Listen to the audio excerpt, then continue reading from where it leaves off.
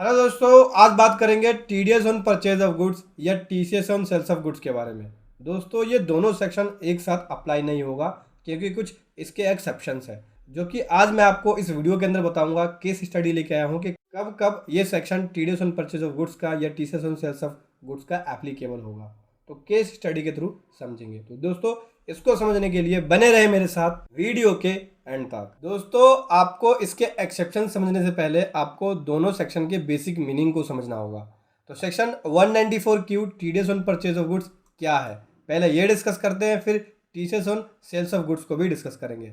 तो section 194Q TDS on purchase of goods क्या है। तो देखो, जब कोई बायर परचेज कर रहा है गुड्स की और वो 50 लाख रुपीज़ से क्रॉस हो रही है किसी भी प्रीवियस ईयर के अंदर, तो उसकी रिस्पॉन्सिबिलिटी बनती है यहाँ पे कि 0.1% के हिसाब से टीडीएस डिडक्ट करेगा। जब वो पेमेंट करेगा उसको, तो उस पेमेंट में से टीडीएस को डिडक्ट करके पेमेंट करेगा और फिर टीडीएस को गवर्नमेंट को जमा कराएगा। लेकिन यहाँ पे गवर्नमेंट बोलती है कि बायर, केवल उसी बायर को करना है ऐसा जिसकी टर्नओवर 10 करोड़ रुपीज से क्रॉस हो जाती है प्रीवियस ईयर के अंदर, यानी पिछले साल अगर उसकी टर्नओवर 10 करोड़ रुपीज से क्रॉस हो जाती है और वो 50 लाख से ज़्यादा का मांग खरीदता है और फिर उसकी पेमेंट करता है, तो 0.1% के हिसाब से टीडीएस को डिडक्ट करेगा।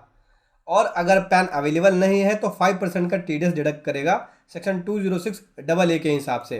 अब अगला बात करते हैं सेक्शन 2061H जो TCS on sales of goods के बारे में बोलता है। यहाँ पे पहले बायर के बारे में बताया गया, अब यहाँ पे सेलर के बारे में बताते हैं कि सेलर जब अमाउंट रिसीव करेगा सेल ऑफ गुड्स के रिस्पेक्ट में, मतलब जो उसने सेल करी गुड्स की, उसकी कंसिडरेशन के रूप में जो अमाउंट वो रिसीव करेगा, तो उस समय उसके ऊपर 0.1% के हिसाब से टीसीएस को कलेक्ट करेगा। अगर इस तरह का अमाउंट 50 लाख रुपीज़ से क्रॉस हो जाती है तो, मतलब कि अगर सेलर यहाँ पे जो अमाउंट है रिसीव कर रहा है सेल ऑफ गुड्स के रिस्पेक्ट में 50 लाख से ज़्यादा, तो उस अमाउंट के ऊपर 0.1% के हिसाब से टीसीएस को कलेक्ट करना होगा सेलर को। लेकिन यहाँ भी सेलर बोलते हैं कि केवल उन्हीं सेलर को करना होगा। सेलर की मीनिंग बताई है कि केवल उन्हीं सेलर को करना होगा जिसकी टर्नओवर पिछले साल 10 करोड़ रुपीज़ से एक्सीड हो गई है, मतलब जिसकी सेल, ग्रोस रिसीट्स या टर्नओवर 10 करोड़ रुपीज़ से एक्सीड हो गई है, तो केवल उसी सेलर को यहाँ पे 0.1% के हिसाब से टीसीएस को कलेक्ट करना होगा। और अगर पैन अवेलेबल नहीं है तो 1% के हिसाब से टीसीएस को कलेक्ट करना पड़ेगा सेक्शन 206CC के अंदर। अब हम बात करते हैं एक्सेप्शंस के बारे में कि कब ये दोनों सेक्शन अप्लाई होगा। तो देखो दोस्तों, एक्सेप्शन जो है वो टीडीएस के अंदर बताया गया है, टीसीएस के अंदर नहीं। एक्सेप्शन टीडीएस के अंदर क्या बताते हैं, सेक्शन 194Q के अंदर कब अप्लाई हो जाएगा। 194Q के अंदर ये एक्सेप्शन है। पहला एक्सेप्शन ये बोलते हैं कि जिस प्रोविजन के अंदर पहले से कोई अगर टीडीएस का प्रोविजन अप्लाई है, जिस ट्रांजेक्शन के ऊपर पहले से टीडीएस का प्रोविजन अप्लाई है, तो उसके ऊपर ये वाला सेक्शन अप्लाई नहीं होगा।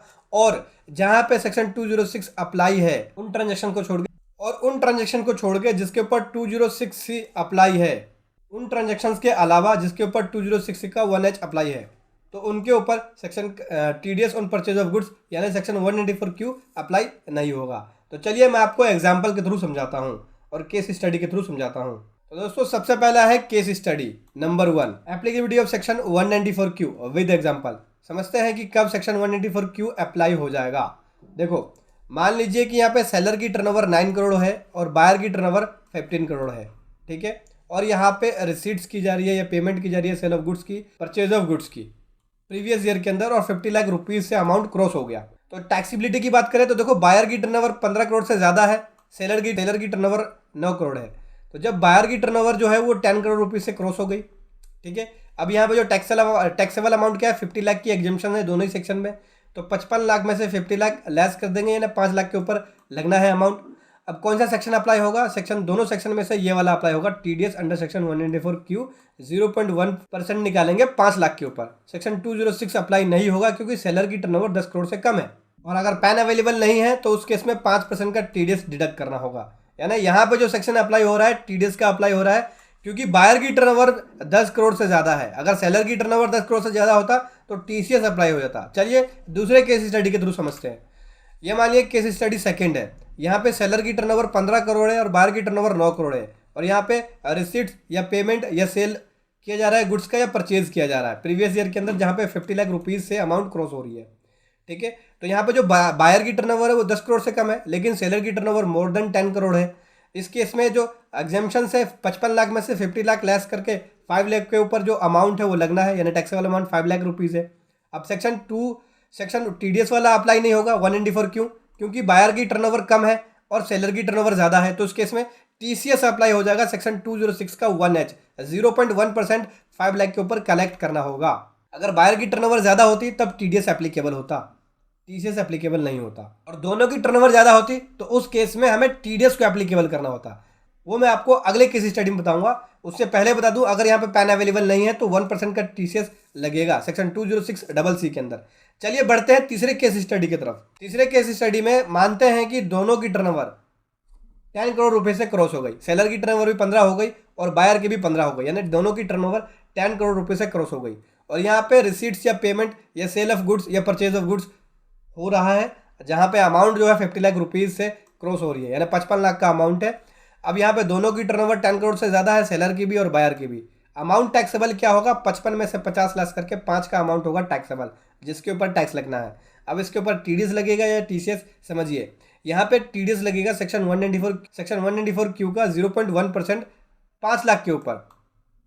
सेक्शन 206 अप्लाई नहीं होगा क्योंकि टीडीएस के सेक्शन के अंदर एक्सेप्शन है कि जहाँ पे सेक्शन 206(1H अप्लाई होता है, अगर वहाँ पे 194 क्यू की एप्लीकेबिलिटी होती है तो सेक्शन 206(1H को ना लगा के टीडीएस का 194 क्यू लगाना पड़ेगा। देखो, मैंने आपको एक्सेप्शन के अंदर बताया था, इसके एक्सेप्शन में बोलते हैं कि जहाँ पे टीसीएस पहले से एप्लीकेबल है, सेक्शन 206 के अंदर पहले से एप्लीकेबल है, तो उसके ऊपर ये टीडीएस का प्रोविजन नहीं लगेगा। लेकिन उनके ऊपर लग जाएगा जहाँ पे, क्योंकि ये बोलता है कि अदर देन, उन ट्रांजेक्शन को छोड़ के जिसके ऊपर सेक्शन 206 का 1H अप्लाई है। सेक्शन 206 का 1H ये बोलता है कि TCS on sales of goods apply है, उसके जगह पे 194 क्यू यानी टीडीएस ऑन परचेज अप्लाई हो जाएगा। यानी अगर ये वाला सेक्शन पहले से अप्लाई है तो उस सेक्शन को छोड़ के इसको हटा के हम ये वाला अप्लाई करेंगे। केस नंबर 3 के अंदर यही हुआ है। यहाँ पे सेक्शन 206 अप्लाई हो रहा था और सेक्शन 194 क्यू यानी टीडीएस भी अप्लाई हो रहा है, तो हम सेक्शन 206 को अप्लाई नहीं करेंगे क्योंकि इसके अंदर हमें एक्सेप्शंस मिल चुकी है कि जहाँ पे अगर ये वाला सेक्शन अप्लाई है तो उसकी जगह पे आप ये वाला सेक्शन अप्लाई करेंगे, टीडीएस वाला, TDS on purchase of goods वाला।